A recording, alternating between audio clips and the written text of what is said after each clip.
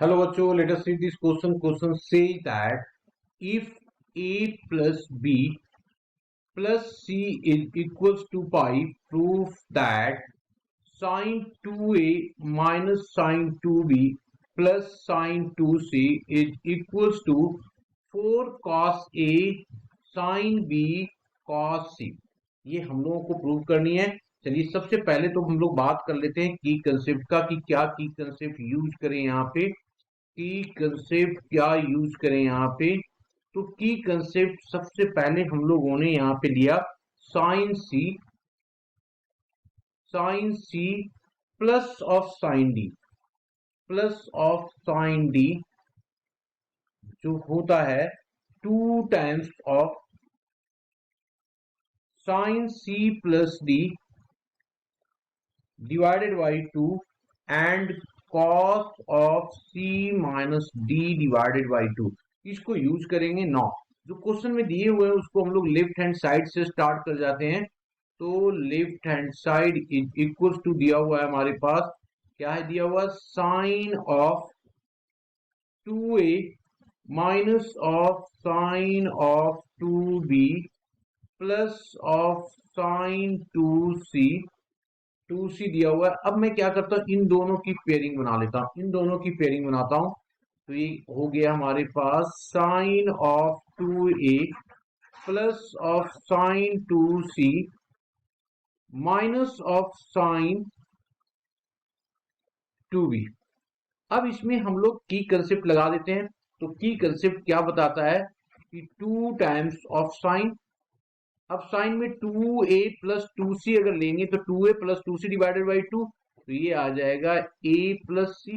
And cos वाले में आ जाएंगे तो ये आ गया कॉस ऑफ कितना 2a माइनस 2c तो a माइनस सी आ जाएगा माइनस. अब इसको हम लोग क्या करेंगे साइन ऑफ 2b. अब यहाँ पे हम लोगों को पता है कि गिवन है हमारे पास, हम लोगों के पास गिवन है a plus B plus C that is equals to pi. हम लोगों को a प्लस सी की वैल्यू चाहिए तो a प्लस सी जो हो जाएगा पाई माइनस ऑफ सी. तो यहाँ पे हम लोगों ने पुट कर दिया तो ये आ जाएगा 2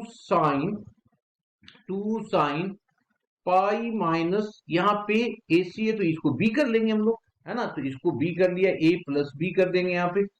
a प्लस बी की वैल्यू आ जाएगा यहाँ पे. ठीक है, तो इसको निकाल देते हैं a प्लस सी या b जो भी जरूरत है. तो a प्लस सी की वैल्यू हम लोग चाहिए तो यहाँ पे आ गया b. तो ये लिख दिया माइनस ऑफ b. ओके, और ये आ गया cos of a minus of c. इसको हम लोगों ने हाफ एंगल में ब्रेक कर दिया तो 2 sine of b and cos of b आ गया. अब साइन ऑफ माइनस थीटा क्या होता है? Sine of pi minus of theta जो होता है sine of theta. Second quadrant में साइन क्या होता है? पॉजिटिव होते हैं.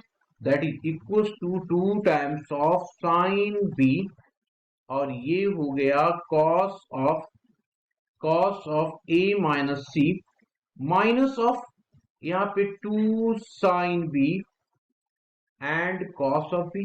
यहाँ पे देखो ये दोनों कॉमन आ रहा है तो इसको हम लोगों ने कॉमन ले लिया तो आ गया हमारे पास कितना 2 times of sine of B. तो यहाँ पे बचा कितना cos of A minus of C.